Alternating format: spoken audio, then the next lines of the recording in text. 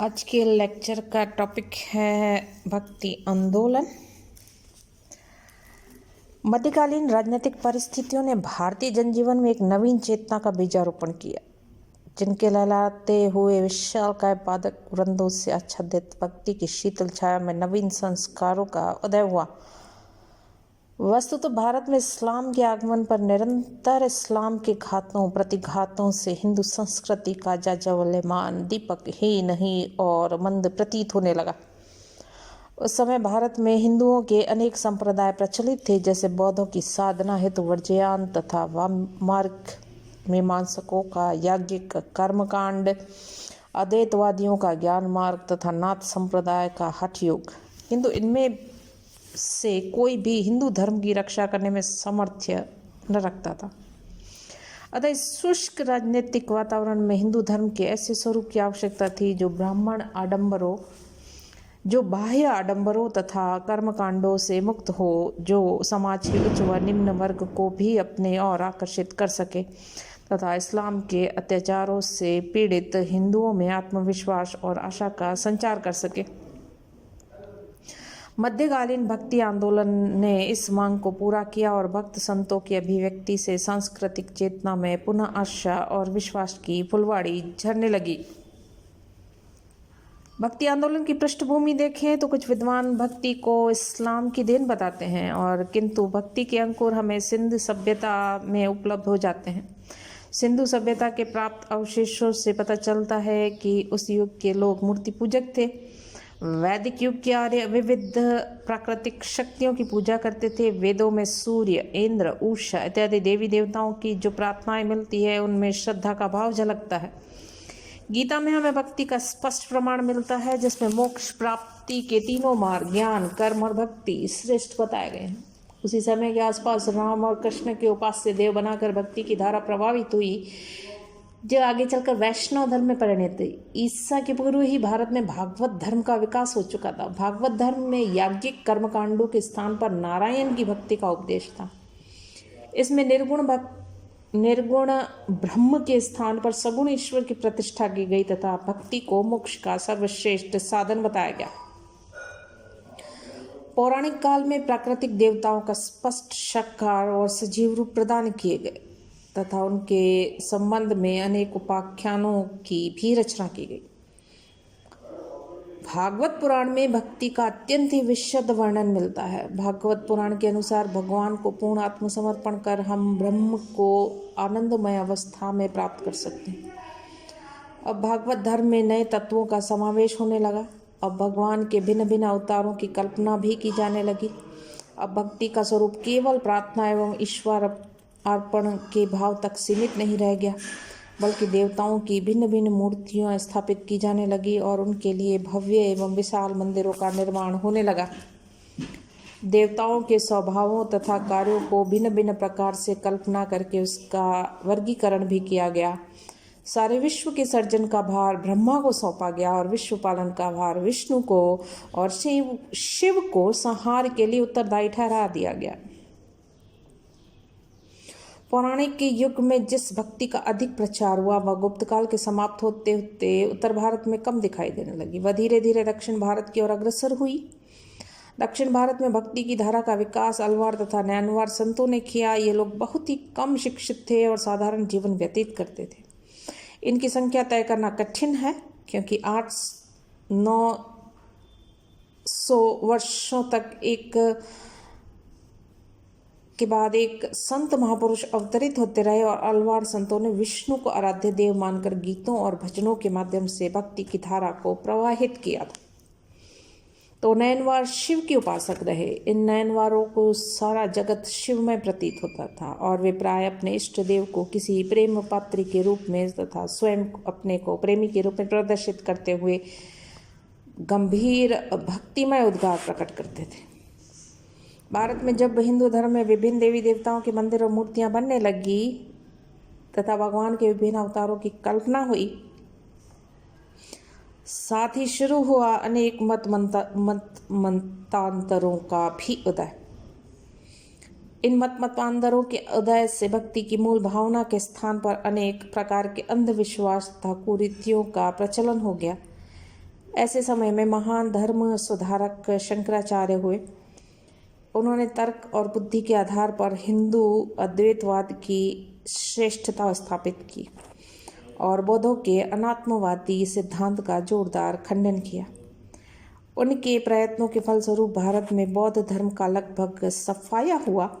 शंकराचार्य ने ज्ञान मार्ग को प्राथमिकता दी, परंतु उनका ज्ञान मार्ग जनसाधारण के लिए न तो आकर्षक रहा और न समझने के लिए सरल।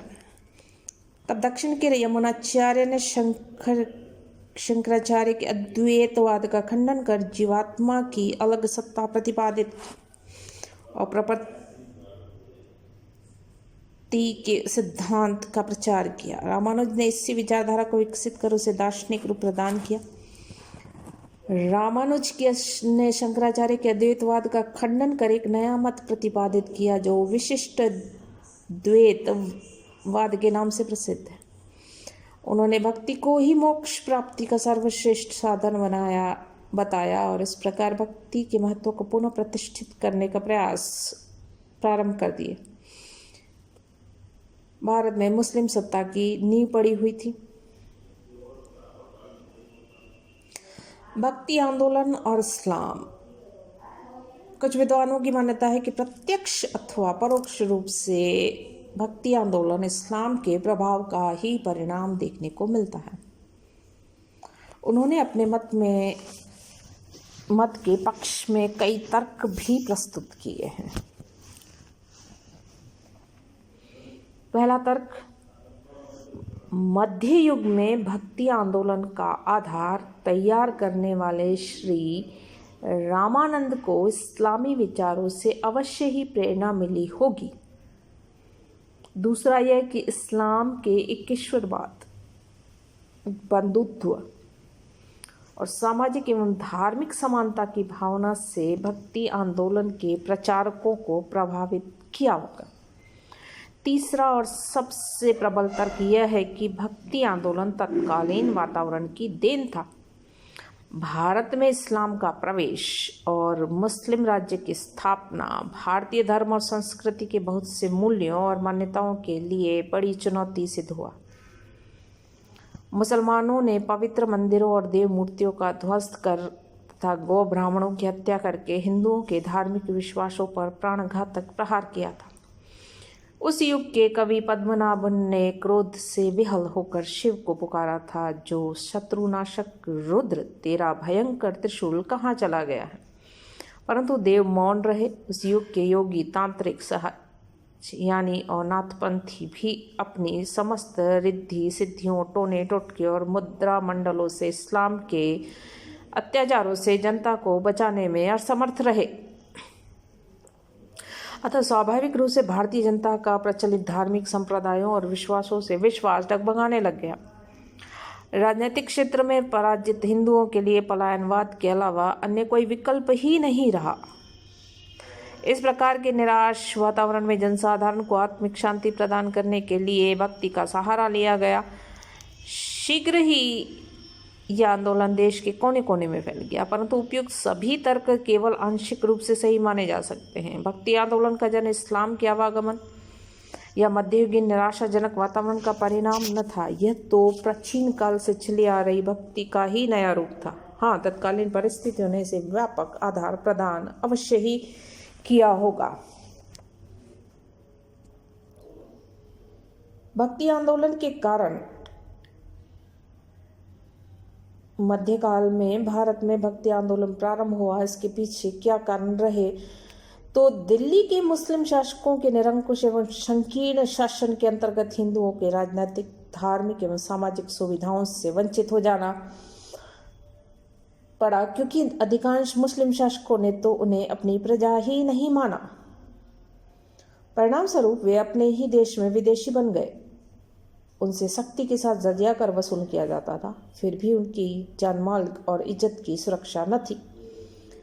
उनके लिए न्याय के द्वार बंद हो चुके थे और उनके मंदिरों और मूर्तियों को नष्ट किया जा रहा था और साथ ही बलात् मुसलमान बनाने के प्रयास भी किए जा रहे थे।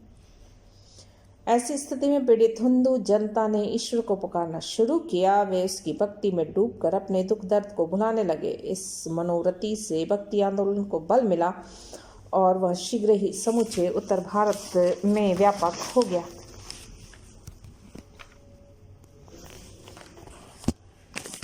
मुसलमानों के भारत में बस जाने के बाद हिंदू और मुसलमानों के बीच धीरे धीरे ही सही लेकिन सामाजिक संपर्क का विकास अवश्य हुआ। सांस्कृतिक क्षेत्रों में विचारों का आदान प्रदान और इस नए वातावरण में दोनों की तरफ से सुधारक नेताओं ने दोनों के मध्य हिंदू और मुसलमानों के बीच समानता और एकीकरण की आवश्यकता का अनुभव किया। भक्ति आंदोलन इसी का परिणाम रहा और सूफी संतों ने जिस उदारता, सहिष्णुता एवं प्रेम के साथ एक ईश्वरवादी इस्लाम का प्रचार किया, उससे भी बहुत से हिंदू विचारक प्रभावित हुए। उन्हें उनकी कई बातें अच्छी लगी और हिंदुओं में भी अपने धर्म को बुराइयों तथा आडंबरों से दूर रखने की इच्छा जागृत हुई। भक्ति आंदोलन इसी भावना का परिणाम था। अंतिम कारण इस्लाम के बढ़ते हुए प्रसार को रोकने के लिए हिंदू धर्म की जनवादी बनाना आवश्यक हो गया। इसके लिए हिंदू धर्म में सुधार करना भी आवश्यक। निम्न जातियों के लिए भी मोक्ष का द्वार खोलना जरूरी था, क्योंकि वे ही इस्लाम की तरफ सबसे अधिक आकर्षित हो रहे थे। मूर्ति पूजा, बहुदेववाद के स्थान पर निराकार एवं ईश्वरवाद की पूजा, साथ ही उपासना का प्रचलन आवश्यक था। इस प्रकार देखें तो हिंदुत्व में एक सुधारवादी लहर उठी जिसने भक्ति आंदोलन का रूप धारण कर लिया और इस प्रकार आंदोलन तत्कालीन परिस्थितियों की उपज था। हिंदू मुस्लिमों के मध्य सामाजिक धार्मिक भाईचारे का प्रतिपादन करने की इच्छा का एक प्रतीक भी कह सकते हैं। भक्ति का स्वरूप। भक्ति आंदोलन ने जिस भक्ति पर जोर दिया था उसका स्वरूप अत्यधिक सरल एवं पवित्र था। उसका कोई धर्म ग्रंथ, पुरोहित तथा कर्मकांड न था। भक्ति मार्गी संत बहुदेववाद के विरोधी थे। वहीं उन्होंने एकेश्वरवाद में विश्वास उनका रहा और राम, कृष्ण, शिव, करीम, रहीम, अल्लाह आदि को उस एक ईश्वर के विभिन्न रूप या विभिन्न नाम माने। अधिकांश संतों ने मूर्ति पूजा का विरोध भी किया, परंतु सभी ने एक स्वर से जाति पाति का विरोध किया और यह घोषित किया कि कोई भी व्यक्ति भक्ति के माध्यम से मोक्ष प्राप्त कर सकता है। उनका कहना था कि भक्ति को पूर्ण निष्ठा, त्याग एवं श्रद्धा के साथ ईश्वर की भक्ति करनी चाहिए और उसके साथ एकाकार होने का प्रयास करना चाहिए। उनकी मान्यता थी कि ईश्वर किसी स्थान विशेष में नहीं रहता, बल्कि वह प्रत्येक व्यक्ति के अंतःकरण में निवास करता है और केवल भक्ति के माध्यम से ही उससे संपर्क किया जा सकता है। इसके लिए भक्त को शरीर और मस्तिष्क से सभी विकारों को मुक्त करना जरूरी है और मार्गदर्शन के लिए एक सच्चे गुरु का होना भी आवश्यक है। भक्ति मार्गी संतों ने लोक भाषा के माध्यम से भजन, गीत और दोहों के सहारे लोगों को उपदेश देना शुरू किया था।